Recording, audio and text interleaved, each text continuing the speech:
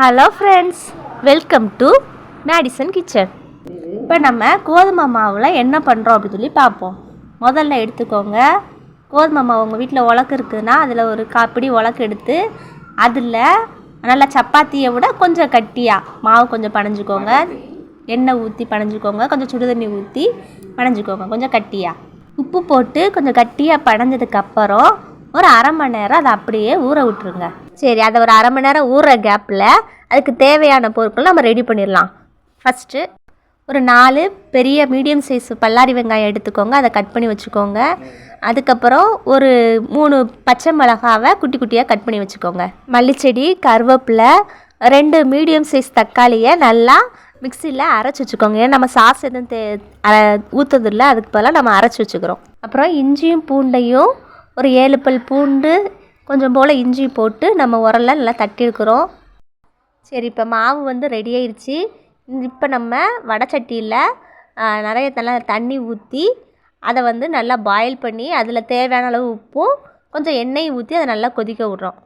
தண்ணி இப்போ கொதிச்சிருச்சு.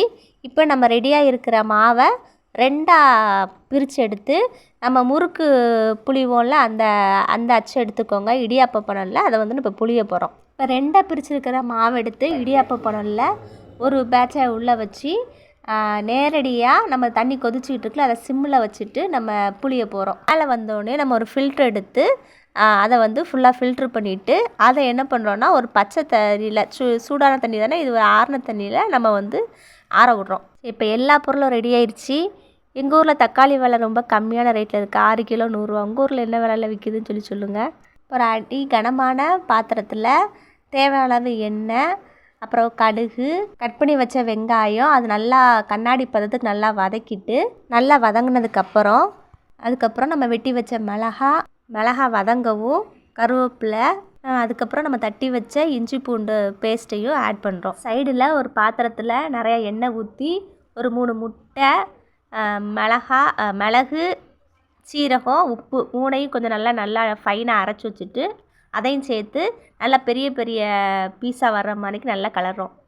இப்போ ரெடி ஆயிடுச்சு. இப்போ நம்ம ஏற்கனவே ரெடி பண்ணி வச்சுருந்த கோதுமை மாவு நூடுல்ஸை இதில் போட்டு நல்லா கிளறி விட்டுருங்க. நல்லா கிளறி விட்டுட்டு இது ரெடியாகவும் நம்ம ரெடி பண்ணி வச்சுருந்த முட்டையவும் அதில் ஆட் பண்ணி நல்லா கிளறிட்டு மல்லித்தலையும் கஸ்தூரி மேத்தி, கொஞ்சம் லெமன் வேணால் கொஞ்சம் லெமன் புழிஞ்சி நல்லா கிளறிடுங்க. அவ்வளோதான் சுவையான கோதுமை நூடுல்ஸ் ரெடி ஆயிடுச்சு. இந்த நூடுல்ஸை நீங்களும் ட்ரை பண்ணி கீழே கமெண்டில் சொல்லுங்கள்.